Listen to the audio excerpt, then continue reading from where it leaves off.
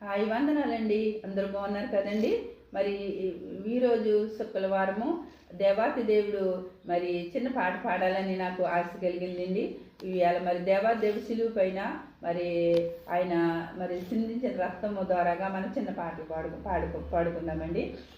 సిలువ సెంత సెరిన నాడు కలుషములను కడిగి వేయు, సిలువ సెంత సెరిన నాడు కలుషములను కడిగి వేయు.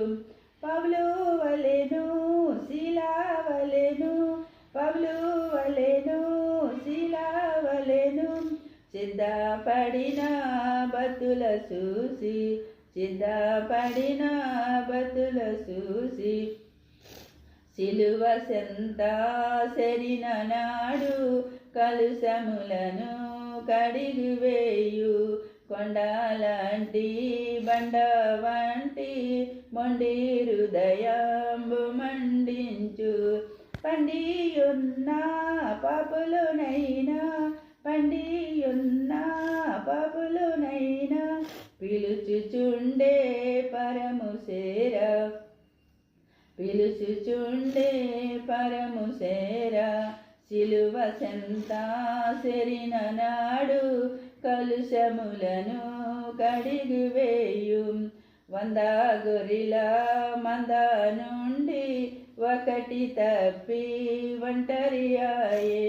99 గొర్రెలు వెతకి, 99 గొర్రెలు విడసి ఒంటరి అయినా గొర్రెను వెతకెన్, ఒంటరి అయినా గొర్రెను ఎతకెన్.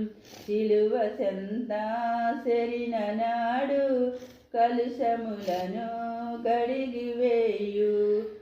దేవునికి స్తోత్రములు. మరి అలాగే మరి దేవాతి దేవుడు నిజమండి. మరి మనము తప్పిపోయాము అనుకోండి, దేవాదేవుడు మనల్ని ఎతికి రక్షించడానికి ఆయన మరి ఈరోజు మరి భూలోకం వచ్చి ఆయన ఎన్నో శ్రమలు పడ్డారు. ఆయన ఎన్నో మరి హింసించాము, ఆయన చేతుల్లో మేకులు కొట్టించాము.